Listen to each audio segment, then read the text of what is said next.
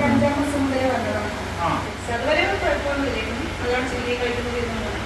അപ്പൊ പെട്ടെന്ന് ഒരു കഫക്കെട്ടായിട്ട് നമ്മൾ ഹോസ്പിറ്റലിൽ അഡ്മിറ്റ് ആക്കുമ്പോഴേക്ക് അവിടെ ഒരു ഇഞ്ചക്ഷൻ വെച്ചിരുന്നു. ഇഞ്ചക്ഷൻ അപ്പൊ പെട്ടെന്ന് ആ സ്പോട്ടിന് എനിക്ക് ഫിക്സ് ആയിട്ട് വന്നു. പിന്നെ നമ്മളെല്ലാ ഹോസ്പിറ്റലിലും പോയി. ലാസ്റ്റ് പോയിട്ടുള്ളത് പിന്നെ നമ്മുടെ വിട്ട് അവർ പറഞ്ഞത് ലോകത്തിൽ തന്നെ 10-15 കുട്ടികൾക്ക് മാത്രം വീട്ടിൽ അസുഖമാണ്. അപ്പോൾ അതിലൊന്നാണ് ഇവർക്ക് മരുന്നില്ല. ഒരു 5 മരുന്നേ ഉള്ളൂ കണ്ടുപിടിച്ചിട്ടുള്ളൂ, അതിൽ കൂടുതൽ മരുന്നില്ല. അപ്പോൾ ഇനിയൊന്നും ചെയ്യാൻ പറ്റില്ല. ഹെൽത്ത് 2 മാസം മുന്നേ ഹെൽത്ത് ഇനിയൊന്നും ചെയ്യാൻ പറ്റില്ല. നിങ്ങൾ മോനെ കൊണ്ടുള്ളൂ 2-3 മാസം കഴിയുമ്പോഴത്തേക്ക് പോലെ ഉണ്ടാവില്ല എന്നെ വിട്ട് പറഞ്ഞിട്ട് ഡോക്ടറെ വിട്ടു. അപ്പം നമ്മളെല്ലാ ഹോസ്പിറ്റലിലും പോയി എല്ലാവർക്കും മോനിക്ക് ചികിത്സയില്ല. അപ്പം എന്താ പറയുക, മോനിക്ക് മെഡിസിനും ഇല്ല, ചികിത്സയില്ല. മോനെ മരണത്തിലേക്ക് സ്ഥലത്ത് വിട്ടു.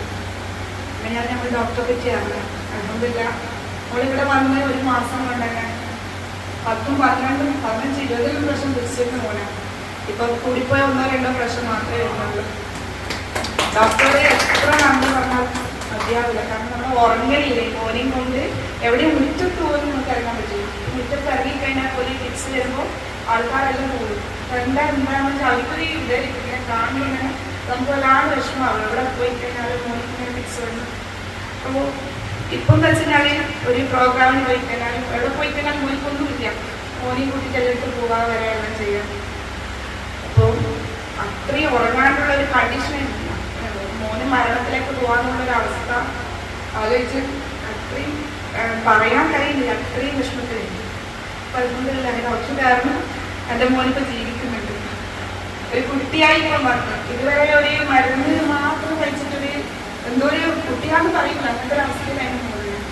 ഇപ്പോൾ ചെറിയൊരു നല്ലൊരു മോനായിട്ട് എനിക്ക് ഡോക്ടർ തിരിച്ചു തന്നിട്ടുണ്ട് മോനെ. അവിടെ എത്ര നന്ദി പറഞ്ഞാലും ഡോക്ടർ മതിയാവില്ല.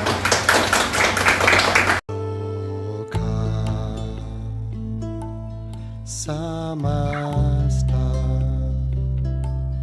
Sukhino